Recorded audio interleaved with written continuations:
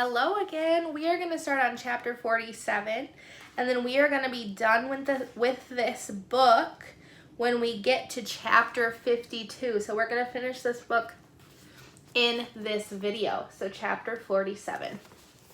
I couldn't fall asleep that night. Sounds echoed off the walls of our empty apartment. Shadows loomed and shrank. A question kept nagging at me. Why did things have to be this way? Life isn't always fair. Crenshaw had said that. His words reminded me of an interesting nature fact Ms. Malone had taught us last year in 4th grade. Bats, she said, actually share food with each other. She was talking about vampire bats, the ones that slice open sleeping animals in the dark of the night. They don't actually suck blood. It's more like they lap it up, which is awesome enough. But the really amazing part, the no way part, is that when they get back to their caves, they share with the unlucky bats who haven't found anything to eat. They actually puke up warm blood into the hungry bats' mouths. If that's not the coolest nature fact ever, I don't know what is. Ms. Malone said maybe bats are altruists, which means they're sharing to help the other bats, even if it's a risk. She said some scientists say yes, some say no. Scientists love to disagree about things. Ms. Malone looked at me then, because even though it was only like the 3rd week of school, she already had me pegged pretty well. Jackson, she said, maybe you'll be the one to settle the great are bats nice guys debate.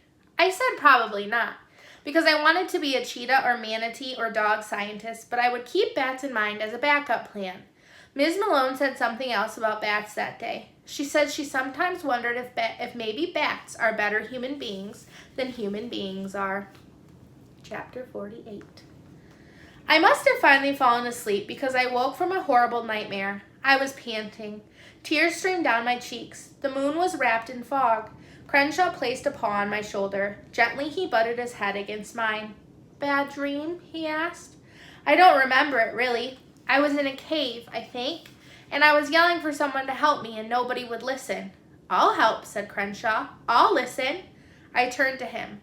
Looking in his eyes, I could see myself reflected. I can't go with my family, I said. My own words surprised me. I can't live in the minivan again. I don't want to have to worry anymore. I'm tired, Crenshaw. I know, he said. I know. I blinked. The answer was obvious. I had to run away. It wasn't going to be much of a trip. I just have to ask Marcel if I could stay with her. She had plenty of room. I could help around the house. I leaped up.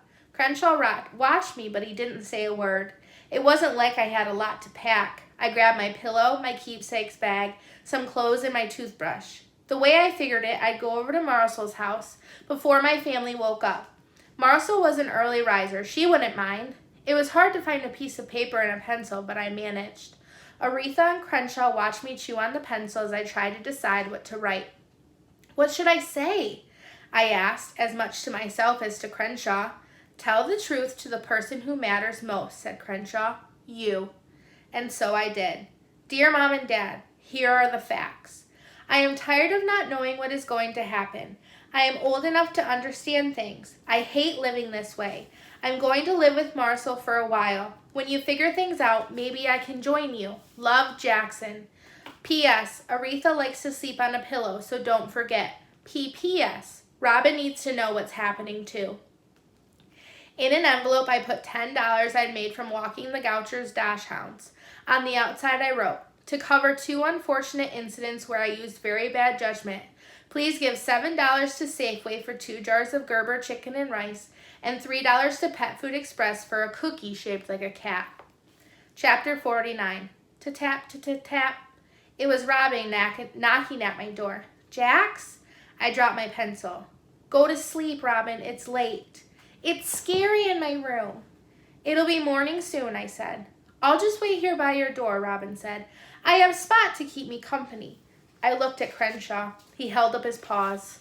Don't ask me. Human children are infinitely more complicated than kittens. Please go back to bed, Robin, I pleaded. I don't mind waiting, she said. I stood. I went to the door. I hesitated. I opened it. Robin came in. She had Spot, her pillow, and her Lyle book. I looked at her. I looked at my note. I crumpled it up and tossed it aside. We read Lyle together until we both fell asleep. Chapter 50. When I awoke, Robin, Aretha, and Crenshaw were spread out on my mattress. Robin and Aretha were both drooling a little. Sitting on the floor across from us were my mom and dad. They had on their bathrobes. My dad had my crumpled note flattened out in his lap. "Good morning," my mom whispered. I didn't answer her. I didn't even look at her. "Fact," my dad said softly. "Parents make mistakes." "A lot," my mom added. "Fact," said my dad. "Parents try not to burden their kids with grown-up problems, but sometimes that's hard to do." Robin stirred, but she didn't wake. "Well, it's hard being a kid too," I said. I was glad I sounded so angry. "It's hard not to know what's happening." "I know," said my dad.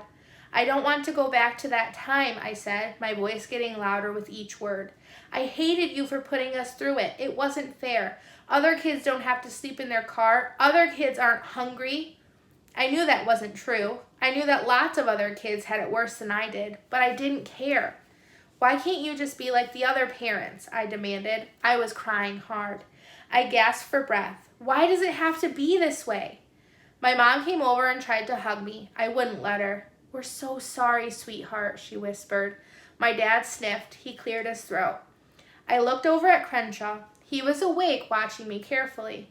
I took a deep breath, shuddery breath. "I know you're sorry, but that doesn't change the way things are." "You're right," said my dad.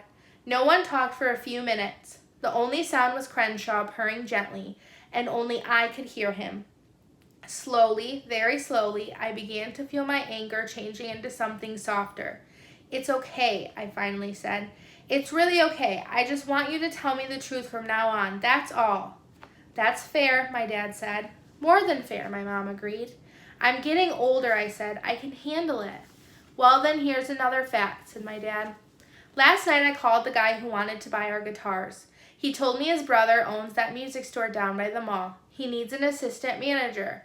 His brother also has a garage apartment behind the store that won't be occupied for a month. It'd give us a roof over our heads for a little while anyway. Maybe some more work." "That's good, right?" I asked. "It's good," my dad said, "but it's not a certainty. Here's the things, Jackson. Life is messy. It's complicated. It would be nice if life were always like this." He drew an imaginary line that kept going up and up. "But life is actually a lot more like this." He made a jiggly line that went up and down like a mountain range. "You just have to keep trying."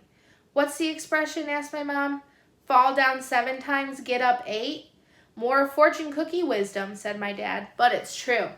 My mom patted my back. "Starting today, we'll be as honest with you as we can. Is that what you want?" I looked over at Crenshaw. He nodded. "Yes," I said, "that's what I want." "All right then," said my dad, "it's a deal." "Fact," said Mom. "I'd really like some breakfast. Let's go see what we can do about that." Chapter 51. The music store looked pretty run down. We waited in the car while my parents went to talk to the owner. It took a long time. Robin and I played cereal ball with her T-ball cap and some sugarless bubble gum. "You remember those purple jelly beans?" Robin asked. "The magic ones?" Robin nodded. "They were maybe not so magic." I sat up straighter. "What do you mean?" "They were from Kylie's birthday party." Robin pulled on her ponytail. "I just wanted you to think they were magic, but there's no such thing, of course." "I don't know," I said. "Could be magic happens sometimes." "Really?" Robin asked. "Really," I said. When my parents came out of the store, they were smiling. They shook a man's hand and he gave my dad a set of keys. "Got the job," my dad said. "It's part-time, but with everything else it should help, and we can stay in that apartment for a month anyway. Hopefully by then we'll have come up with yet another plan. We really want to keep you and Robin at the same school. We're going to do our best, but there are no guarantees." "I know," I said, and even though it didn't solve all our problems, I felt a little better. The garage apartment was tiny, with only 1 bedroom. There was no TV, and the carpeting was a wary beige. Still, it had a roof and a door and a family who needed it. Chapter 52. The article I read about imaginary friends said they often appear during times of stress. It said that as kids mature, they tend to outgrow their pretend world. But Crenshaw told me something else. He said imaginary friends never leave. He said they were on call, just waiting in case they were needed.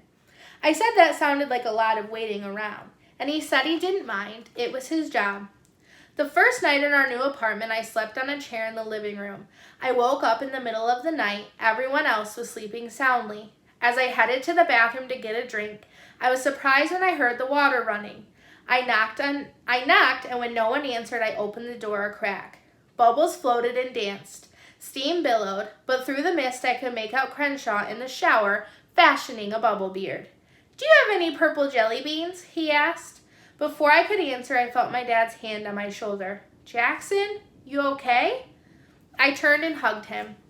"I love you," I said, "and that's a fact." "I love you too," he whispered. I smiled, recalling the question I'd been meaning to ask. "Dad," I said, "have you ever known anyone by the name of Finian?" "Did you say Finian?" he asked with a faraway look in his eyes. I closed the bathroom door, and as I did, I caught another glimpse of Crenshaw. He was standing on his head. His tail was covered with bubbles. I squeezed my eyes and I counted to 10, slowly. 10 seconds seemed like the right amount of time for me to be sure he wasn't going to leave. When I opened my eyes, Crenshaw was still there. There had to be a logical explanation. There's always a logical explanation. Meantime, I was going to enjoy the magic while I could. The end. Hope you guys liked that book. I really liked it. I thought it was a really good story, and I really like Crenshaw. So we'll have to start another chapter book.